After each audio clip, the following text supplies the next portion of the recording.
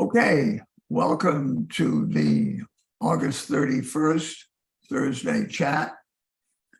We have only a few announcements. We'll start with Betty Shapiro, sorry. Oh, that's okay, Jerry. Thank you. I just want to say a very hearty thank you to everybody who donated Lucky Mix for the family table for Rosh Hashanah. The delivery was made today. It wasn't quite our usual amount of packages that were sent, but whatever they got, they will be grateful for and be very appreciative. And I thank everyone who participated. Okay, thank you. And because there are only a few announcements, I'm going to take advantage and make a couple myself. So stealing a little bit of Matt's thunder, he's arranged that next week we'll have Steve Landers, the new HSL president, here to talk to us and take questions. And he's quite a guy. I saw him in operation at the Independent Living meeting yesterday. And I want to personally recommend that you write down Tuesday, September 12th at 2:00, which is the Environmental Committee's regular second Tuesday meeting, when somebody that I'm sort of responsible for bringing, Mark Margulies, president of the Boston's Wharf District Council, will present the Wharf District's Protection and Resilience Plan, the 2019 Charter of the West District, of the Wharf District Climate Resilient Task Force was created as a public-private partnership to develop a master plan coordinated amongst everybody to harden and protect the harbor against sea rise. And I've seen this, they got donations and they got grants, and the study cost about $1 million and had some of the best engineers in the country. And it's quite amazing, the statistics as to what they have to do, how many feet in some cases, 29 feet they have to either raise or harden buildings. And Mark Margulies is a really good speaker. He was just recently retired as the principal founder of Margulies Peruzzi Architects in Boston, who've done some remarkable things. So that's Tuesday, September 12th. I'll be back and be privileged to introduce it. So with that, we move on to Josh Ferraro. Oh, thank you, Jerry. Sorry, almost caught me unprepared. I didn't realize get to me so quickly. Thank you for the time, as always. I've got a couple of things I want to cover, and then I believe Chef Eileen has a couple of announcements as well, so thank you. The first thing I want to talk about is that Chef Eileen will be on a well-deserved vacation, returning to Ireland for family and friends for a period of time. So tomorrow will be her last day for about just over a week's vacation. So very well-deserved. Just wanted to let the community know, and anything that comes up, myself and Chef Patrick will be available to address in her absence. So Chef, well-deserved, and enjoy your time home. And then secondly, I just wanted to touch a little bit on reservations and reservation times. I've had the opportunity to work the host stand on a couple of shifts recently due to some vacations and staffing. And it has come up sometimes, the questions of, sticking to the reservation times and seating complete parties only, meaning that if you're a party of 6, we can't seat you as a party of 4 and wait for the other 2. And I just wanted to give a little bit of background and know why. And in a nutshell, it's basically in fairness to the rest of the diners. If someone has a reservation at 5:30 and someone who had a 5:15 reservation doesn't show up on time and shows incomplete, and then wants to be seated also at 5:30. We've now doubled the amount of people at that time, or added more people to a time slot.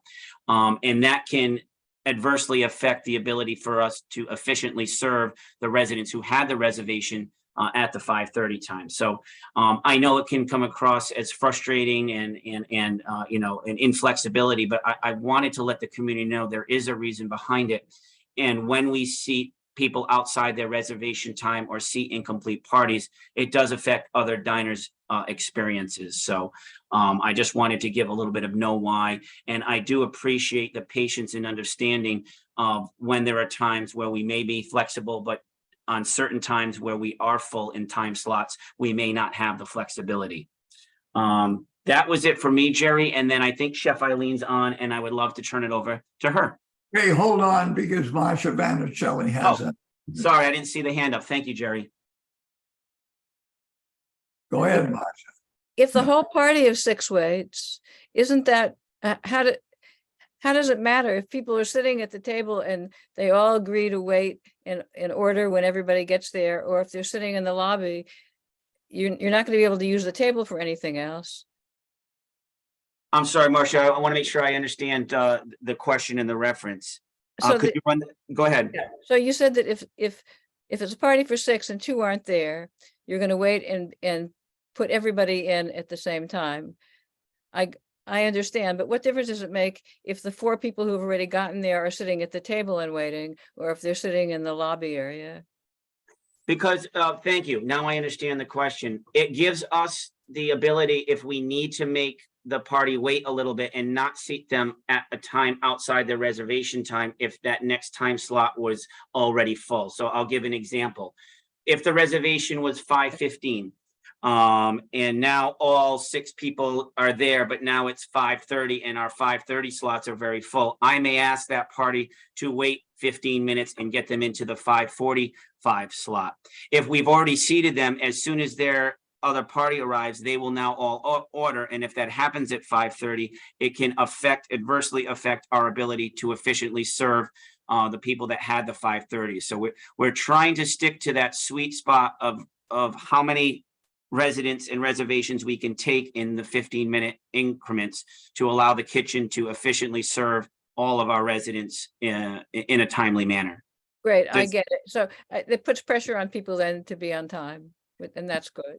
It does. And listen, we understand that things happen, certainly. And all we ask in return is a flexibility, is if you are late, we certainly are going to seat you. We're not giving away necessarily the table unless you're egregiously late. An hour late, I may think that someone's not coming. All we're asking is for the grace and patience to be able to be a little flexible and say, well, I can't put you in right now once everyone's here. If you give me 10 minutes to allow some time to spread out, and then whether it's myself or the manager or the host, they can understand the proper time to slip them in that won't affect other diners' experience, Marcia. So thank you for that question. And I hope I did an okay job explaining. Thank you. Makes sense. So you've generated a number of questions now, Josh. So Judy Goldman and then Paul Chavinsky. Josh, I just need some clarification on dining on the second day of Rosh Hashanah. I know it's a Sunday. Mhm. So Centro is not open. And from what I've been reading, it's just lunch in Nush. Is there dinner in Nush? There is, and I'll make sure that that's clear. Yeah, Nosh would be open for normal operations. Let me bring up my, thank you for bringing that up, and I'm sorry if that was not clear. It may have been and I missed it, but I needed to clarify it. All right, let me look how it went out in the calendar of events for Sunday to make sure that I give you the right information. So I have Sunday, September 17th, second day of Rosh Hashanah. The services in synagogue, Nosh open for lunch. Yeah, it's probably not clear to your point, Judy, and I'll add that it's also open for normal dinner services. Yeah, that's we did not change any of the operations. Most of that calendar is for like additional or dining that's outside the norm, but I think it's a great point, Judy, and thank you for your feedback. Thank you. Somebody raised in the chat to me they can't find the way to raise hands. So let me remind you again, you go to the little smiley face at the bottom that says reactions. And when you click on that, there are two choices at the very beginning. One is clapping hands, and the next one is putting your hands up. Or no, it's just down below it actually is a separate raise hand. But any one of those three will work. So go ahead, Paul. Aside from the reservations, what I'd ask is, has any thought ever been given to having gas grills available for use by the residents in the barbecue area outside the Central Terrace? I'm sorry, Paul, I missed part of it. I got this. What for the residents, Paul? I apologize. The gas grills, whether they could be available for the residents to use gas grills in that area. I would have to look into that. I don't know about that. I don't know if there would be concerns on that or not about grills being utilized by residents. Paul, we have done barbecues out, but I don't know what that would look like with that equipment. And some of our equipment is industrial, made more for kitchens rather than residential. But I can look into that, Paul, and see if that's something we've done in the past. And but I think there may be some concerns about that, but I'm not positive. Thank you. Okay, thanks. Stan Treitman. I don't know if anyone else has received it, but I got an email telling me that my Touchtown or community app registration had been canceled. I think it was spam, and please be aware of it, because if I would have clicked on that response thing, I don't know where it would go, but it looked phony. So just alerting others to that. Yeah. Thank you, Stan. When you showed me that last night, it looked very suspect, and the link looked very weird to address it. So I know you're waiting to hear back on it, but I certainly wouldn't have clicked on it. And I thank you for alerting others that it's a possible phishing scam. I agree with you. Thanks. Carol Mullen, your question was answered, I gather. I know, I see you dropped your hand. Okay, Phyllis Hirsch. I just wanted to respond to that question about a scam.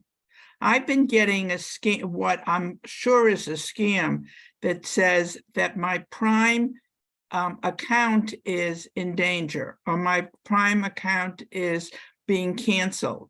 And as I look at it carefully, I'm convinced it's a scam. But if I'm getting it, I'm thinking other people are getting it too. In the past, I used to jump immediately to try to fix it, and now I've at least learned not to do that. But I just wanted to suggest to others who might also get it that it's probably a scam. That's the piece of advice for the community. Any links that come away, don't click on them. 99% of the time, they are indeed scams. My general rule of thumb, and it works pretty well, is if somebody needs to get a hold of you, they're going to call you, or they're going to come see you. Generally speaking, try not to click on those links. Generally, they're not good, particularly if they're just a bunch of numbers and letters. Thanks. Okay, we'll move to Chef Eileen. Well, the Hi, Mayor Fine has his hand. Oh. Oh, Mayor Fine, go ahead. The other thing one can do if you get an email about your account is don't click on the link, but go to the account directly from your browser on the address you know is the right address. And if there's if there's an issue, you'll find it when you click there. Otherwise, it's nothing. Thank you. Okay, Chef Eileen. Okay, hi everybody. Hope all is well. So just a few things. We are about a month into the new central menu. So we are going to be planning to change it quarterly. So we have this month to try and figure out what we're going to change on the menu. We plan in October to communicate what that's going to be, and hopefully then by November, we are going to be rolling it out. We already have a running list of ideas and items that the residents have given us and suggestions and stuff like that. So we have plenty of stuff. So that's where we are with the plans with the new central menu. And to be fair, we've got a lot of good and positive feedback from it. So thank you. Also, we have on Labor Day, which is on Monday, we have two special menus, one going in Central and one going in Nosh. So in Central, we have the Labor Day menu, which is a special menu. We have lobster up in Central and in the Copper Beach. And we also down in Nosh have a lovely menu of lovely beef ribs and stuff like that going on, a nice barbecue for the Nosh. So we are going to, more details will be coming out on the flyer tomorrow. So please join us for Labor Day on Monday, one way or the other. And then finally, Rosh Hashanah, just to make sure, I'm trying to get everything organized before I go away. So when I come back, I'll be back here for the holidays, that we have everything organized. So if you are planning on inviting yourself or your families to the Great Meadow Hall, please fill out the box for the orders and stuff like that. We would appreciate it. And as well as that, reservations in Central are normal reservations. For the orders for Great Meadow Hall, we need them in by September 6th, and the reservations in Central are the normal reservations that you have. We do have for Rosh Hashanah, we do have it on the 15th and the 16th. And we will in Nosh will be serving a special for lunch on the Saturday and a special for lunch on the Sunday. We normally don't run specials on the weekends down in Nosh, but we will be doing them on the Saturday and on the Sunday of that weekend. Any questions? I know I threw a lot at you. Elaine Oppenheimer. Then Josh, you wanted to add something. Elaine. The Labor Day, is that lunch or dinner or both? It is dinner for both of them. No. I mean, there is usually a lunch on Monday. Is there still a lunch on Labor Day Monday? Yes, there And is. There's a lunch. Yes. Right, and but the lobster's at dinner? Lobster, yeah, our specials will be for the dinner specials for Labor Day. Yes, thank you, Helene. Okay, thanks. Josh, go ahead. Oh, thank you. Chef, just one quick question that had come up, and I think others may have it, is that in Central Main Dining Room, although we have the baked stuffed lobster special, we will also have the regular full dinner menu in addition as normal, correct, Chef? That's correct, yeah. Sorry, I missed that. No worries. We still have regular lunch. Thank you. Anything else? Chef Eileen? Yes, I have a question for Chef Okay. Eileen Who raised their hand? and Harris. Okay, Go ahead. and me too. Chef, Fair. what, I'm talking about Nosh now. How come we have not been able to get a hamburger at Nosh? Right now, I did look into that actually. Right now, you can get a hamburger on a takeout order. Right now for the lighter fare, we have not been doing it just because we don't have, right now for the service of Nosh, we have our cooks out in front where the Nosh is for serving food. I need somebody in the back. I don't have somebody in the back cooking food. And the burger, we have to cook to order. And I don't necessarily have somebody in the back to cook the food. Once I get somewhere fully staffed, we will be introducing it again. I'm not saying no for now, but for right now, I can't have it. But once I get somewhere staffed, we will be doing that. And that's the simple answer. I'm sorry. Thanks. Fabulous Gang and then Sid Josephi. Okay, I have a question. There was a mention about Yom Kippur, that there was a lunch in Nosh on Yom Kippur. And I thought that was very odd because on Yom Kippur we fast. And I couldn't imagine that Nosh would be used at all. So we do have a break to fast after. the No, that was in service. the evening. This was at lunch. It said lunch will be served at 12 o'clock. Okay. I don't believe we have lunch. Well, I mean, we will have a normal lunch. Normal in the lunch. Nosh. Yeah, Yeah, a normal lunch in the Nosh, just because we have employees and other people coming there for the Nosh. But I mean, we will always have a lunch at Nosh during the day, but it's not for a particular service. Okay. All right, Sid Josephi. I'm getting back to the hamburger. I'm another one that's missing the hamburger and Nosh, and getting it at 4 o'clock in the afternoon doesn't really do it. Is there, and I know occasionally you have them as sliders at lunchtime. Is there any way that until you can get it for dinner that we can have it at lunchtime? Can it be cooked in front there on the grill or? Honestly, right now, it's kind of, if I do it for lunch, that's taking a cook away from the service at nighttime because they have to do the prep. It really, I just need a little bit more support in the back. And hopefully we'll have it sooner rather than later. I have done a few interviews, but I just have to, I can't guarantee anything until I have it up and running.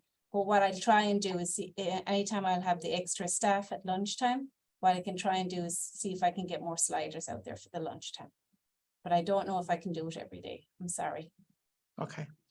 Thanks. But Rabbi, because you said that, that's a want, I will definitely make sure we can try and see what we can do. okay, you're finished, Chef Eileen. Yes, thank you very much. Appreciate it. Thank you. Yeah, See you Rabbi next week. Judy. Hello, everybody. I have two announcements. The first one is with regard to the Wednesday Torah Study Group. This coming Wednesday, we will be introducing Dr. Jacob Meskin, who has taught before for many residents who have attended the Mayor program, and also he's taught at Newbridge. He will be teaching, and I highly recommend you give him a try. He's an excellent teacher. And the other thing I wanted to mention is, as you have heard over and over again, Rosh Hashanah is rapidly approaching. So if you haven't yet filled out the blue form and you do intend to attend services, any of the services, please fill out that form so that we know how many people to expect and can set up the right number of chairs, and just be prepared for who's going to be there. There are some people who may wish to have an aliyah, an honor on a holiday, and we can't go ahead and plan until we have a better sense of who's there, so that we don't give away all the honors and then someone comes in later who would have loved it and isn't available anymore. So please do send in your blue form. Thank you very much. Bye-bye. Thank you. So we've exhausted the questions. Matt, welcome back from vacation. Thank you. I see Fernando's hand up, so I'm gonna toss it over to him real fast and then I'll get into my. Okay, go ahead, Fernando. Hello, everyone. Thanks, Jerry. I know I didn't contact you to let you know I wanted to speak, but a couple quick things. Light poles. As you know, we have just 5 light poles that are down around the campus. They were ordered quite some time ago. Last week, I heard they're supposed to ship on November the 2nd.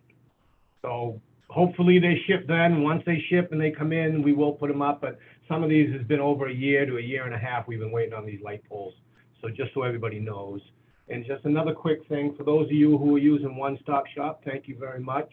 But one thing I would like to say about One Stop Shop is once we get a work order, we have 24 hours to get back to you about that work order and to schedule to get the work done. What I'm getting a lot of now is residents who are putting in a One Stop Shop and then like 4 or 5 hours later asking, where are we? So just so you know, once that work order goes in, we have 24 hours to contact you to go ahead and schedule that work. All right, that's all I had. Thanks, Jerry. Thank you. Go ahead, Matt. All right, hello, everyone. Hope everybody is doing well. And you had a nice week last week. I certainly did. We didn't do anything. We just stayed home with the family. And It was absolutely perfect. It was just great. We didn't have to be anywhere. We were just together relaxing. So it was really special in its own way. And now it's chaos because the kids are getting ready to go back to school and they're half nervous and half excited. So that's what's going on in my house. But other than that, it was a great time off. So thank you very much, Jerry. Jess, I know you had brought up last week a little bit of a COVID update. This isn't something we're normally going to do unless it warrants doing. But I think the numbers have shifted a little bit. So I want to invite Jess just to say a couple words if you're on the call. Jess, are you here? I am. Hi, Matt. Hi, everybody. Yeah, so as Matt said, we don't typically do the COVID reporting anymore weekly, but the last couple of weeks, we did see an uptick of numbers in the community as well as our community here at Newbridge. I'm happy to say that Matt is correct. The numbers are going down in Massachusetts as a whole, and also in our community, we currently have no active COVID cases. I say that, but I also still say we still need to be safe and be aware that COVID is not going anywhere. So please, as I always remind everyone, if you're not feeling well, even if you think it's just a cold, err on the side of caution and please stay home until you're feeling better, or contact our security team who can come and help you with doing a COVID test.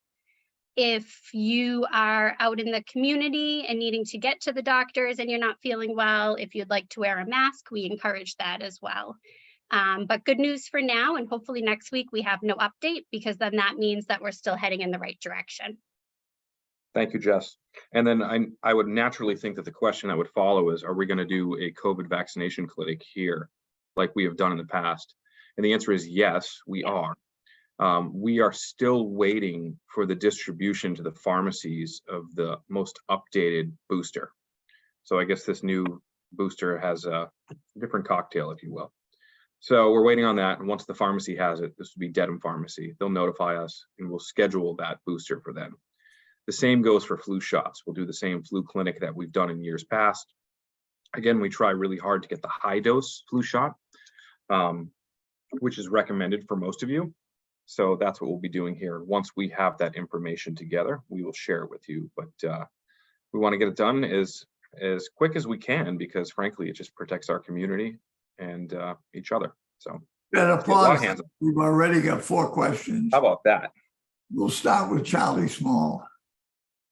Thank you, Matt, for the information. I'm just curious about any thought about the RSV vaccine. So the RSV vaccine right now, I don't think is something that we'll be distributing the same way that we do with the flu clinic and the COVID vaccine. My recommendation at this time is to reach out to your local pharmacy to see if they're willing to do it on site, or your provider.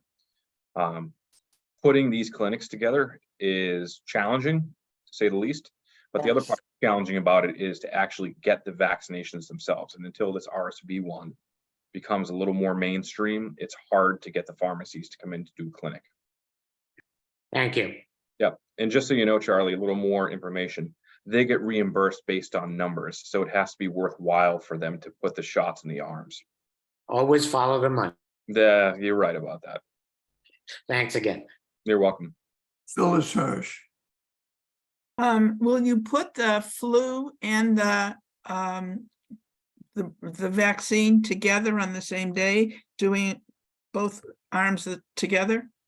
I don't know yet, Phyllis. That really is going to depend on the guidance that comes out with this new vaccine. I know in the past they've done that. So until I hear from the pharmacy and they give me the actual details on it, I just don't know. And I don't want to say, because I'm not a real doctor. I only play one on Zoom. So is it an issue of timing of when they get the doses, or is it something else? It's just when they get the doses. They don't have them yet. Okay. They haven't been pushed out yet. You'll know when they get pushed out, because you'll probably get 5,000 emails and text messages from CVS and Walgreens telling you to come on in and get your COVID-19 booster. And then from there, we'll know they're really in. But Dedham Pharmacy is waiting to go on this, but they don't have them yet. Okay, thanks. Good question. Thank you. I think we took care of the other questions. Yeah, it's important. I mean, this is going to be a seasonal thing where every year we're going to go through this. And so, you know, the more we get it down, the better protected we're going to be as a community. Go ahead. So I'm going to move on. So Jerry announced that next week, our new CEO, Steve Landers, is going to join us, which is terrific. I would say let's use the time together as a community to get to know him. I wouldn't expect him to have much in-depth knowledge, not only of operations of Newbridge, but of HSL. This poor guy is drinking from a fire hose right now. So when we invite him to the community meeting, please feel free, obviously, to share your perspectives, ask about his vision and things like that. But just know that it's probably not fully baked yet, as anybody takes a new job, particularly one of that magnitude. There's a lot to it. So, but he's graciously agreed and accepted to be on the call with us, which is wonderful. So I'm really looking forward to that. And I think you'll all find him to be just a really tremendous guy. All right, moving on. This one is a little tough for me to bring up, but I have to bring it up because I'm asking for help from everyone. We've kind of backslid a little bit when it comes to some resident behaviors around the community, particularly in treating some employees with a little less dignity and kindness than what should be normally expected in the community. There's been a couple instances that have evolved to residents swearing at staff and belittling them publicly. And it's just not acceptable. It's not who we are as a community. It's not who we are as individuals. And I recognize that people go through changes and challenges as we age, and we try to be cognizant of that. But it's really challenging to hire the best people that we possibly can and then keep them here serving in that type of environment. And when you ask the employees why they work here, 99% are going to say because of you, which is really, really amazing. So my request to the community as a whole is, when you see this type of behavior happening, if you see this type of behavior happening, and you have the strength and wherewithal to address it, please do. If you find yourself in an uncomfortable situation, you don't have the ability to do so, and that's okay. Some of us, that's not our strong suit. Please let a supervisor or a manager know so we can address it out front.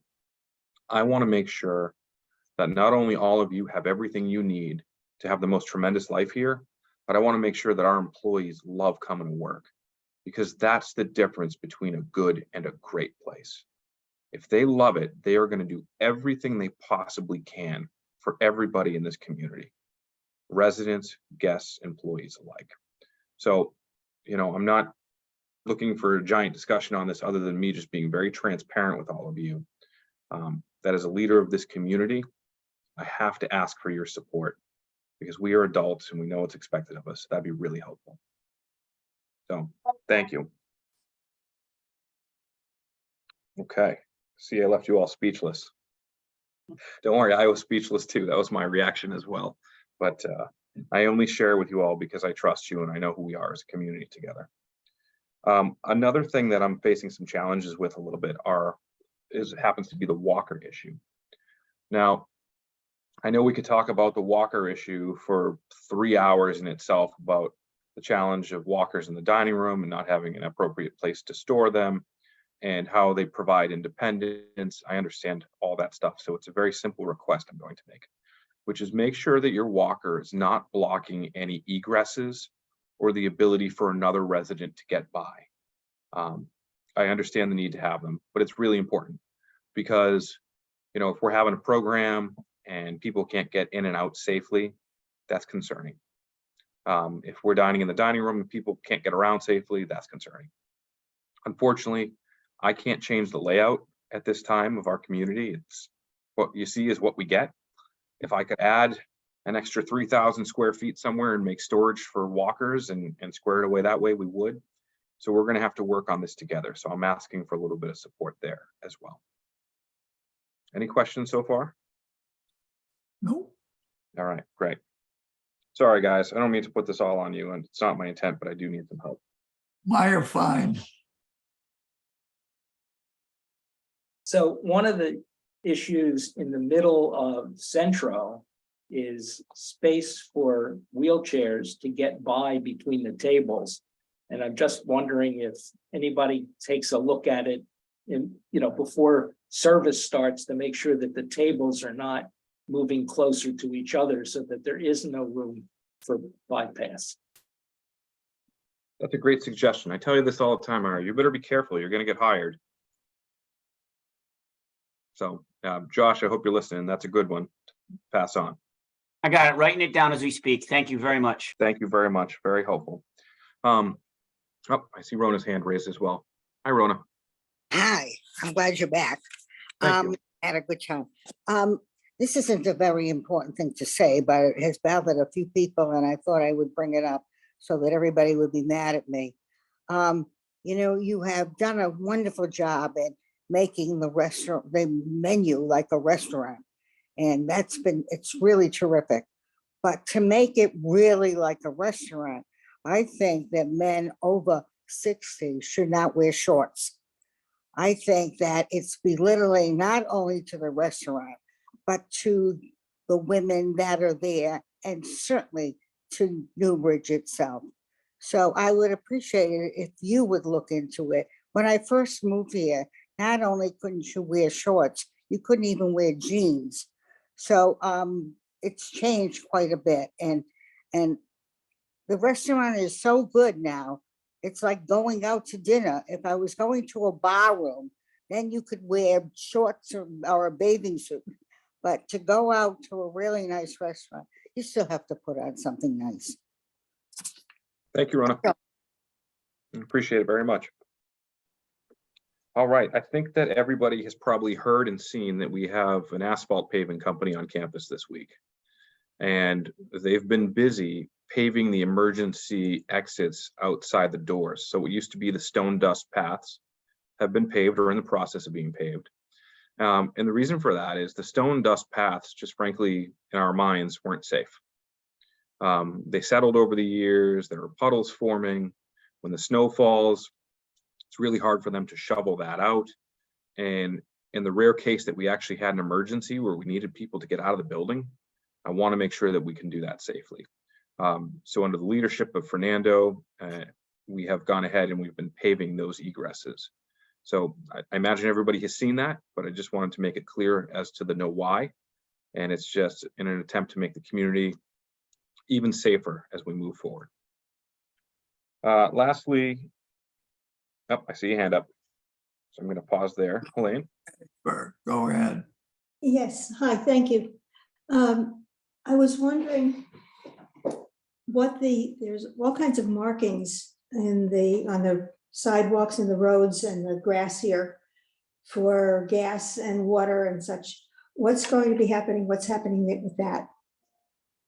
Great question. I'm going to punt that one over to Fernando. I can address that, Matt. Thank you. In order to do the paving, by law, we had to have DigSafe come out.